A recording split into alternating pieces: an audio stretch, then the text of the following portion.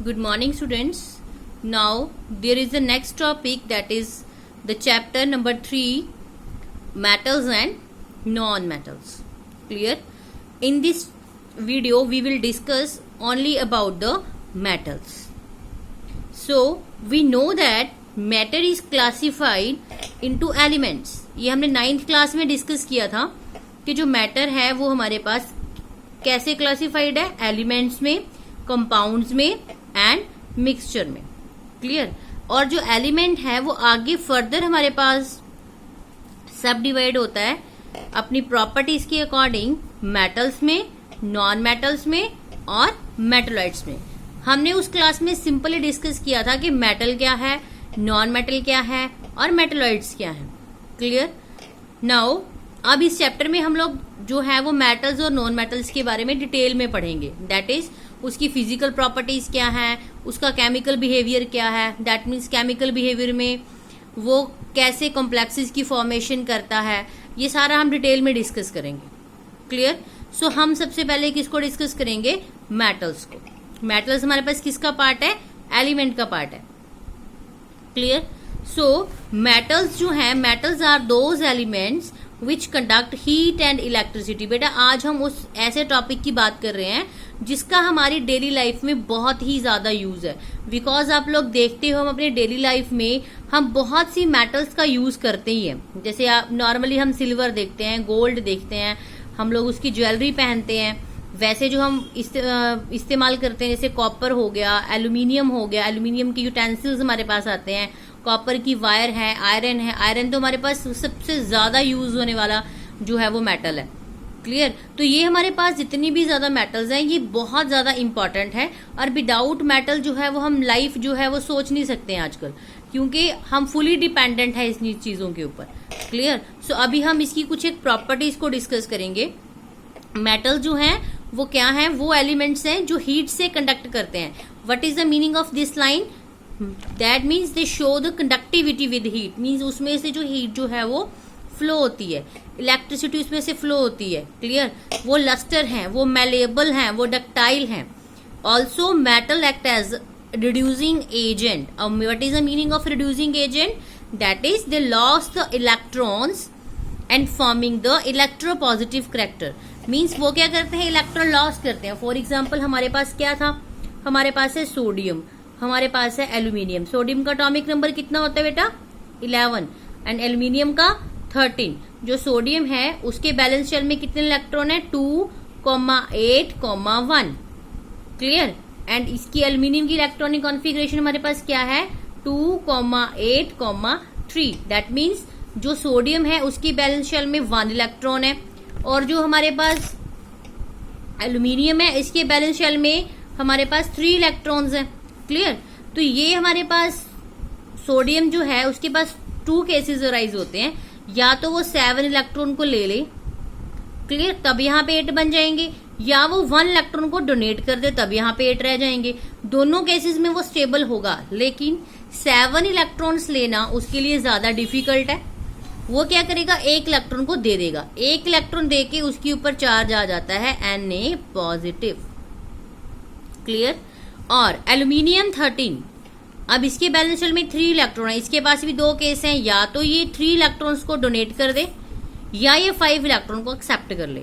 सो 5 electrons को लेना it is so difficult, तो ये क्या करेगा? 3 इलेक्ट्रॉन्स को दे के बना देगा एल्यूमिनियम 3 पॉजिटिव. तो मीन्स यहाँ पे कौन सा करेक्टराइज हो गया? Electropositive character. That means the spaces which having the property for forming the cations that shows the electropositive character. तो ये कौन सा करेक्टर शो कर रहे हैं? इलेक्ट्रोपॉजिटिव करेक्टर शो कर रहे हैं. क्लियर? अब हम इसकी प्रॉपर्टीज को डिटेल में डिस्कस करेंगे. फर्स्टली हमारे पास है metals have high tensile strength.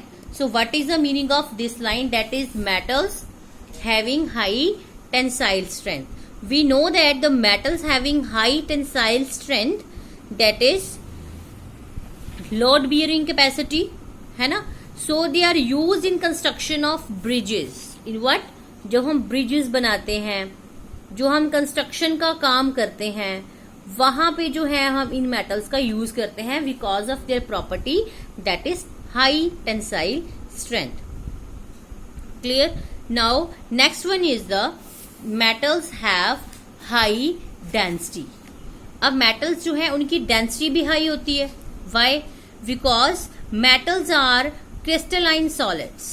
अब हमने वर्ड यहां पे मैंने आपको इंट्रोड्यूस करवाया दैट इज क्रिस्टलाइन.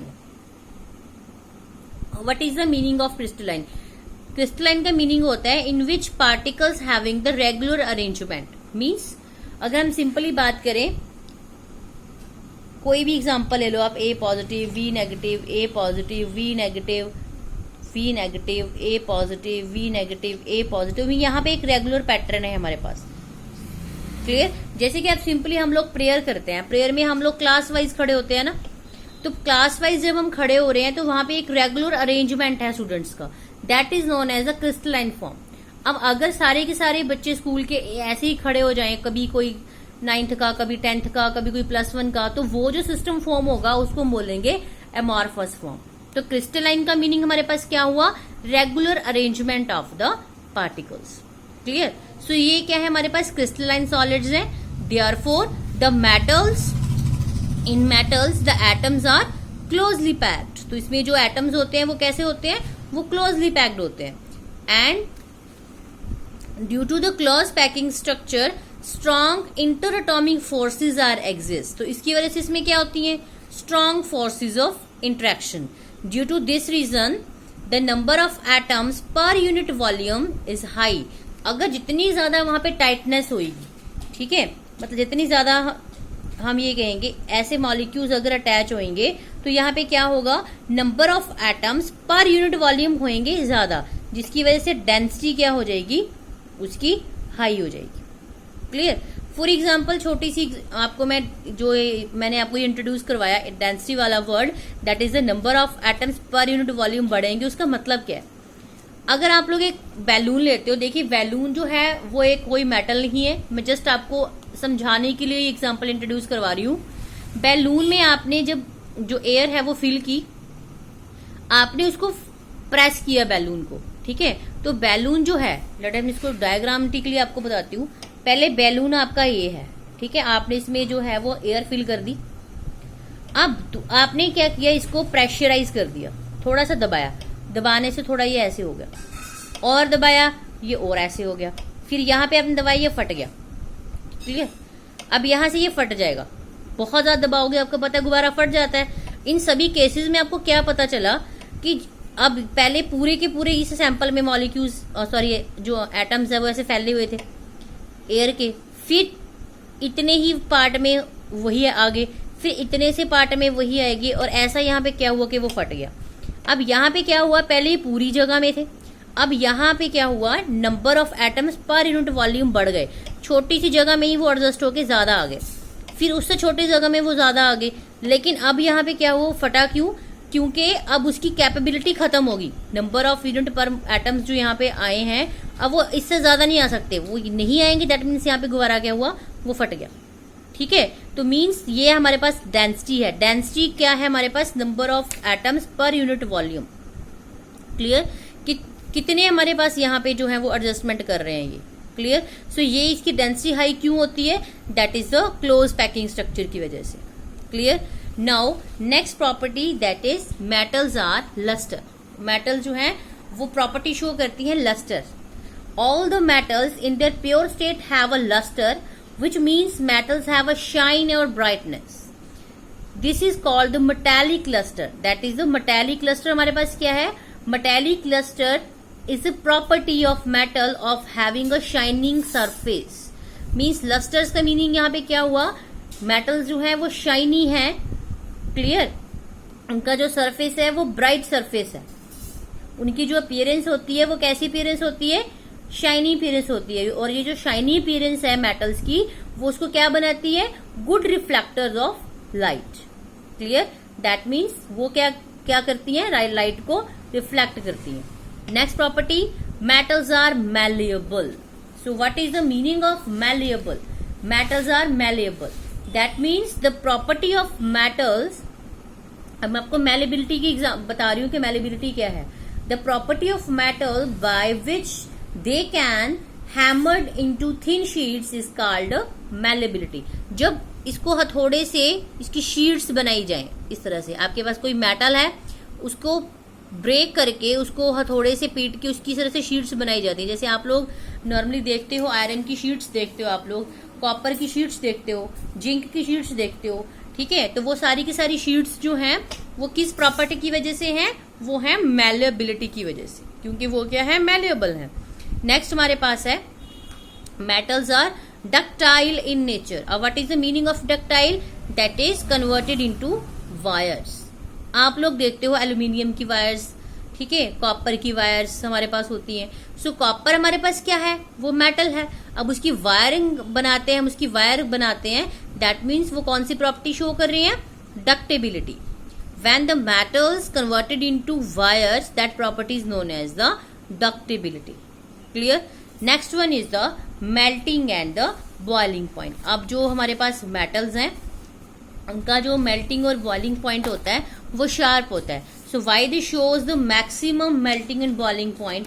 इसका क्या रीजन है कि वो मेल्टिंग और बॉइलिंग पॉइंट जो वो हाई शो करते हैं? बिकॉज इनमें जो फोर्स ऑफ इंट्रैक्शन होती है वो क्या होती है? वो स्ट्रांग। अब स्ट्रांग फोर्स ऑफ इंट्रैक्शन किसकी वजह से होती है?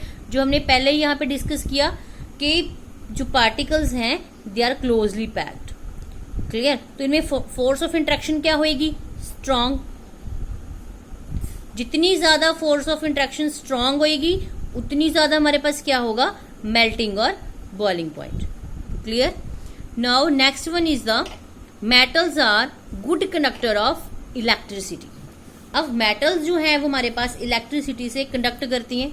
अब ये जो इलेक्ट्रिसिटी से कंडक्शन है that is depend upon the free electrons. Means valence shell में जितने ज्यादा फ्री इलेक्ट्रॉन्स होंगे, जितनी ज्यादा फ्री मूवमेंट होएगी हमारे पास उन आयंस की, उन इलेक्ट्रॉन्स की, उतनी ही ज्यादा वो इलेक्ट्रिसिटी से क्या करेंगे?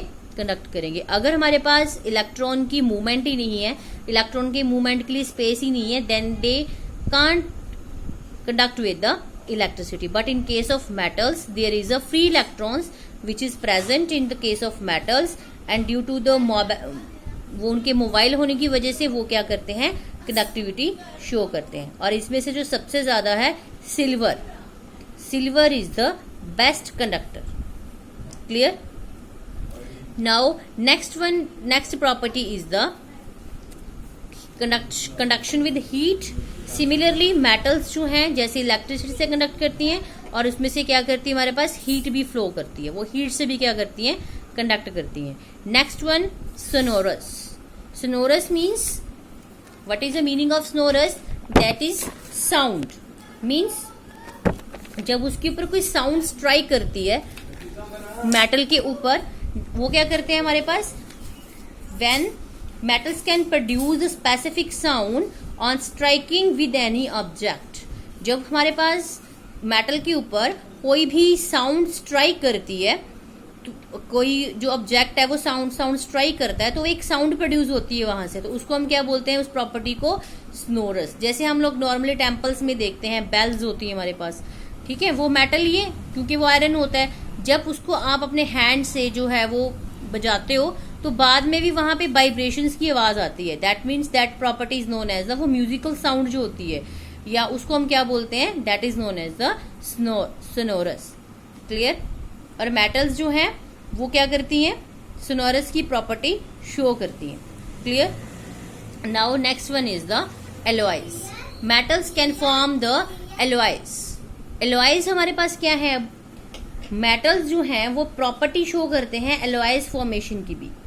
क्लियर? जैसे कि छोटी सी एग्जांपल मैं आपको बताऊं, हमारे पास है स्टील। जो स्टील है वो किसका एलॉय है? हमारे पास आयरन का और कार्बन का। मींस मेटल नॉन मेटल के साथ कंबाइन करके एक डिफरेंट टाइप का कंपाउंड बनाता है जिसको हम क्या बोलते हैं? एलॉय। अब ये क्यों बनाया? देखिए आयरन जो है हमारे पास, जब इसने कार्बन के साथ मिक्स किया तो वो स्टील बना। स्टील को हम देखो कितना ज्यादा यूज करते हैं, यूटेंसिल्स में हम इसका बहुत ज्यादा यूज करते हैं। स्टील सबसे ज्यादा यूज होने वाला एलॉय है हमारे पास, ठीक है। आयरन जो है उसकी और भी ज़्यादा न्यू प्रॉपर्टी सामने आती है इन केस ऑफ एलॉयज में। ठीक है, जब हमारे पास मेटल और नॉन मेटल दोनों कंबाइन होते हैं, वो किसकी फॉर्मेशन करते हैं? एलॉयज की, और एक यूजफुल प्रोडक्ट की फॉर्मेशन करते हैं। क्लियर? सो ये हमारे पास कुछ एक प्रॉपर्टीज थी, फिजिकल प्रॉपर्टीज मेटल्स की, कि वो उनकी हाई टेंसाइल स्ट्रेंथ है, डेंसिटी हाई है, वो लस्टर हैं, वो मैलेबल हैं, वो डक्टाइल हैं। क्लियर? उनका मेल्टिंग और बॉइलिंग पॉइंट हाई होता है, उनमें कंडक्शन होती है हीट और इलेक्ट्रिसिटी की, वो स्नोरस हैं, और वो किसकी फॉर्मेशन करते हैं? एलॉयज की फॉर्मेशन करते हैं। तो ये हमारे पास प्रॉपर्टीज थी, फिजिकल प्रॉपर्टीज मेटल्स की। नेक्स्ट हम टॉपिक करेंगे physical properties of non metal. Clear? अभी आपने फर्स्टली इसको अच्छी तरह से रीड आउट करना है। Thank you.